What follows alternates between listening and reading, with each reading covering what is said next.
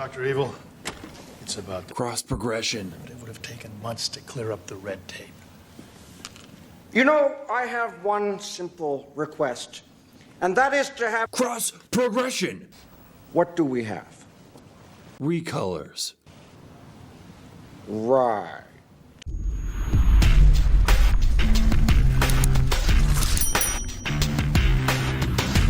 Hey everyone, Thordan Smash and Ragnar here, and yes, he has gotten very big. Today we are going to be talking about some stuff in Apex Legends in regards to what's going on with what the developers have said is coming in the year 2023, and some of it seems quite big. We're going to go over all that. We're also going to give out 45 bucks. All you got to do is like, comment, subscribe. You guys know the drill, but without further ado, let's talk about Apex Legends. So we're gonna start this video off with just a little bit of spice today. On December 17th, Apex Legends News put out an image of a tweet by Josh Medina that was put out in 2021 that before they went on winter vacation, they had in progress cross progression and next gen console support, and that in 2022 they were gonna do more LTMs and game mode variants. Now this was obviously brought up because in 2022 we did not get cross progression whatsoever, and the next gen console support wasn't actually a true next gen console support. It didn't go up to 120 frames per second like everyone wanted. Medina responded to this with a little bit of cynicism, did acknowledge that it aged poorly, but that it would allow him to grow his mute list for people that were rude in the comments. He did update us saying that those two features are still in progress, and then a gif of Will Ferrell saying, "What an idiot." A lot of people thought he was actually talking about Alpha Intel, but I'm pretty clear from this that he was actually talking about himself. He acknowledged the fact that he did mess up tweeting that last year, and it's constantly brought up, and he has to eat the crow for it. He does look forward to the announcement of these things when they are done and ready, and until then, people can keep clowning on them. And while I do appreciate the fact that he did acknowledge that the tweet that he put out was inaccurate and had a lot of people with false hope out there, it would be nice to get a formal seasonal update on where they are at with these features rather than once a year. That being said, I'm going to share some stuff today with you guys about what is coming in 2023 that I know of that is going to be rather game changing. Here's a list of 15 things that I got from an inside source that I was able to verify are in the works. A lot of these we've already gone over, but if you want to, you're welcome to pause the video right now and look at each individual item, but there are some new ones that I haven't talked about yet that I specifically want to go over. Now the first one isn't that big of a surprise. We do know that arenas will be getting removed from the game and that TDM will be coming into the future of the game, which is very exciting. It's a 6v6 mode on multiple different maps that you can play and really will just make the game a lot more arcadey and fun for people that want to take a break from Battle Royale. It's important to note that there is no time frame on arenas getting removed. A lot of people are speculating season 16 and I could see that be. However, I want to be very clear that from my source, I did not get an exact time frame on when that would happen. Another cool thing coming in is there will be a new duo mode that will launch on the date of season 16, which is February 14th, which will come alongside the anniversary collection event. I didn't get that much information, but it will be duos competing for cutest couple. I honestly have no idea how they're going to make that work yet, but I do know that from Kralrindo, who showed in his video that there are a couple of collection event skins and Valentine themed ones, including a very cool bow check bow. So I will be interested to see how this officially turns out. The one that I am most excited about is Heatwave, which I have not mentioned whatsoever yet, which seems to be a new LTM that I was told should be coming in season 16. I have no idea what part of the season, but it's a game mode where every so often a wave of ring heat hovers over the entire map, and if you are out of the doors you take damage. Care packages drop unique items called sunglasses that prevent the damage. This would be a little bit different than heat shield, as heat shield you have to be stationary within the bubble to avoid taking ring damage. This would allow you, I think, to move around more freely and be in combat. This game mode should be actually fairly interesting because it will make a lot of fighting indoors. However, that does lead to a problem of a lot of defensive legends such as Caustic, Rampart, and Watson having a clear advantage in the mode, which is something that we saw in Winter Express, so I'm actually not that surprised. It's important to know this is actually also fairly similar to the Flashpoint Ultra Zones, which has come back multiple times, where you will be healed if you are inside these bubbles. It's kind of a reverse of that, where everything on the map will damage you except for specific little areas like this. So overall, I'm pretty excited about that. And the last big thing is something we've asked for a very long time, is custom matches. And Kralrindo did show us that there is a brand new UI for the private matches where you can create a match and join a match. And they also did overhaul a lot of the team system for when you are in that private match. So this should be coming right around the corner, and hopefully we see it in season 16. Sadly though, even though I have all this information about a bunch of new gameplay mechanics, Respawn has been very quiet on the cross progression and next gen support, which I feel a lot of people are waiting for. And so I'm really hoping we get to see it just around the corner and that Josh Medina isn't just trying to save face from the tweet that he made last year. Let me and Ragnar know down below, are you guys excited for the year 2023